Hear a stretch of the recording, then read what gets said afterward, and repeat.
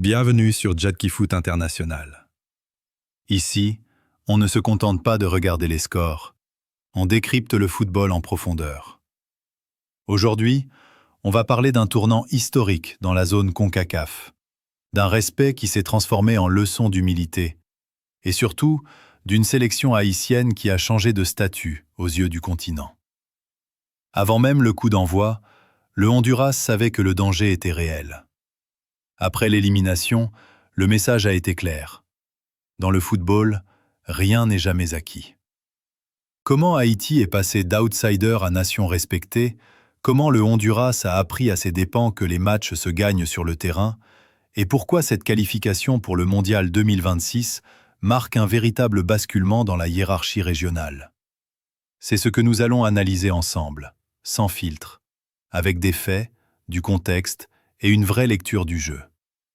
Installe-toi bien, abonne-toi si ce n'est pas encore fait, et bienvenue dans Jadki Foot International.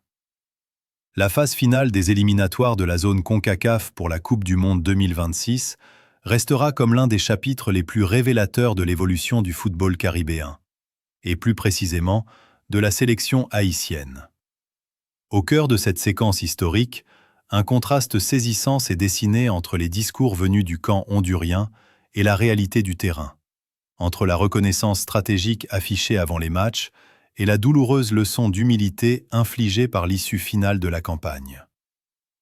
L'histoire n'est pas seulement celle de deux confrontations entre Haïti et le Honduras, mais celle d'un basculement silencieux des rapports de force dans la région, d'une transformation progressive des grenadiers en une sélection respectée, crainte, puis indirectement déterminante dans l'élimination d'une nation historiquement plus installée sur la scène continentale. Avant même que le ballon ne roule lors du choc d'octobre 2025, les signaux envoyés par le Honduras étaient clairs. Contrairement à certaines attitudes condescendantes observées par le passé envers les sélections caribéennes, le discours du sélectionneur Reinaldo Rueda se distinguait par un respect presque appuyé envers Haïti. Ce respect n'était pas de façade. Il s'appuyait sur une analyse lucide de l'évolution du football haïtien au cours de la dernière décennie. Rueda savait que cette équipe n'était plus celle que l'on affrontait avec suffisance, ni celle que l'on battait uniquement grâce à l'expérience ou au poids du maillot. Dans ses déclarations, il a insisté sur un point fondamental. Haïti est devenue une équipe forte, technique, mature, et surtout composée de joueurs évoluant dans des championnats majeurs, notamment en Europe, y compris en première ligue anglaise, un détail qu'il a volontairement opposé à la réalité du football hondurien. Cette comparaison n'était pas anodine. Elle traduisait une inquiétude réelle. Lorsque Rueda affirme en conférence de presse que « demain, ce sera un match très difficile contre Haïti » et que les Grenadiers ont beaucoup mûri, il ne cherche pas seulement à mettre ses joueurs sous pression positive, il envoie aussi un message à toute la CONCACAF. Haïti n'est plus un outsider exotique, c'est un adversaire structuré, discipliné, tactiquement crédible. Les propos du joueur Jorge Alvarez vont dans le même sens. Lorsqu'il déclare qu'il faudra « sortir le grand jeu » pour espérer battre Haïti, il reconnaît implicitement que le rapport de force n'est plus déséquilibré.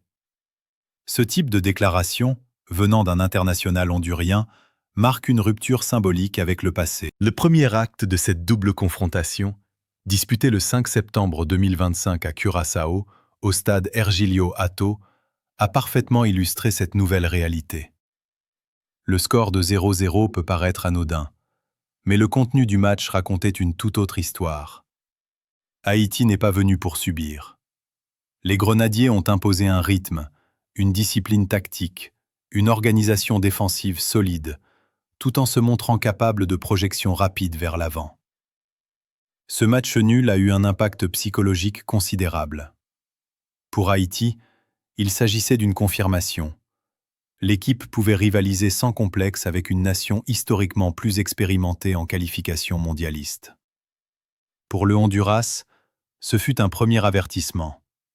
Battre Haïti ne serait ni simple, ni automatique. Le match retour, le 13 octobre 2025 à Tegucigalpa, s'est soldé par une victoire nette du Honduras, 3-0. À première vue, ce score semble contredire le récit d'équilibre.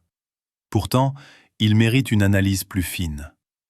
Ce succès hondurien s'explique par plusieurs facteurs. L'avantage du terrain, la pression du public, une efficacité offensive maximale et, il faut le dire, une Haïti moins tranchante que lors du match aller.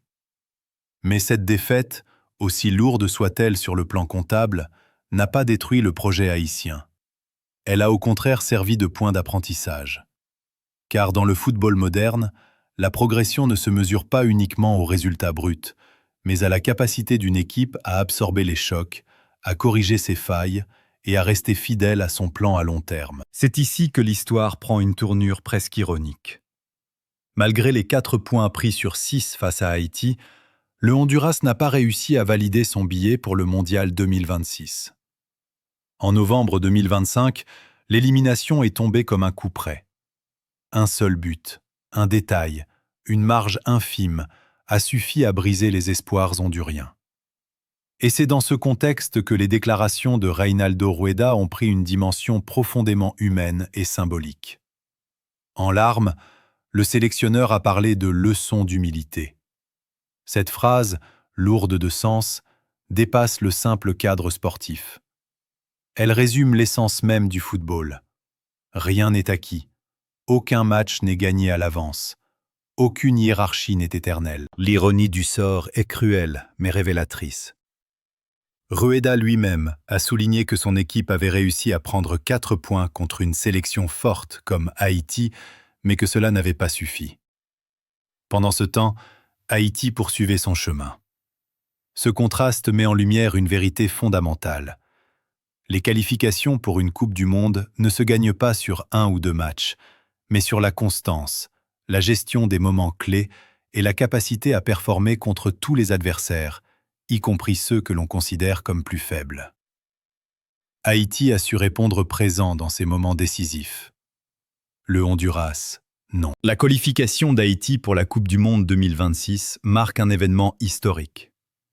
52 ans après sa seule participation en 1974, la sélection haïtienne retrouve la scène mondiale. Ce retour n'est pas le fruit du hasard.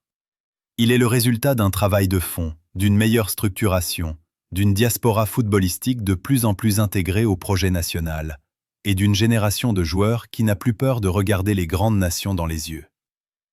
Cette qualification est aussi une réponse silencieuse à tous ceux qui, par le passé, ont sous-estimé le potentiel haïtien. Dans cette histoire, le Honduras joue malgré lui le rôle de révélateur. Par son respect affiché avant les matchs, il a reconnu la valeur de Haïti. Par son élimination finale, il a confirmé que le football ne récompense pas seulement le prestige ou l'expérience passée.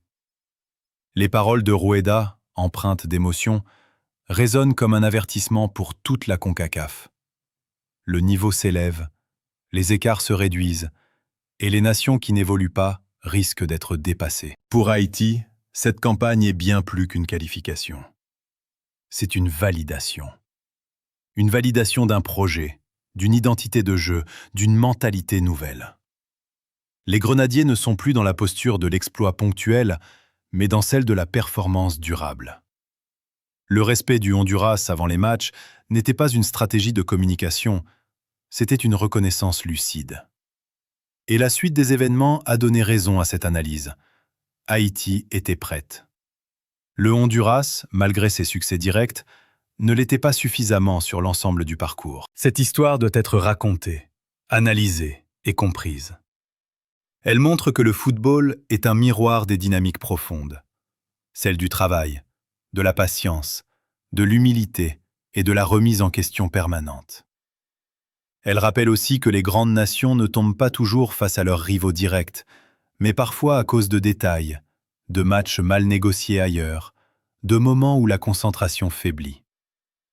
Pendant ce temps, d'autres avancent, discrètement, mais sûrement.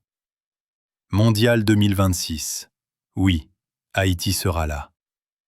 52 ans plus tard, les Grenadiers retrouvent la Coupe du Monde, non pas comme une curiosité historique, mais comme le symbole d'un football caribéen en pleine affirmation. Et dans les larmes de Reinaldo Rueda, dans ses mots sur l'humilité, se cache peut-être le plus bel hommage involontaire rendu à cette équipe haïtienne qui, sans bruit excessif, a su écrire l'une des plus belles pages de son partit.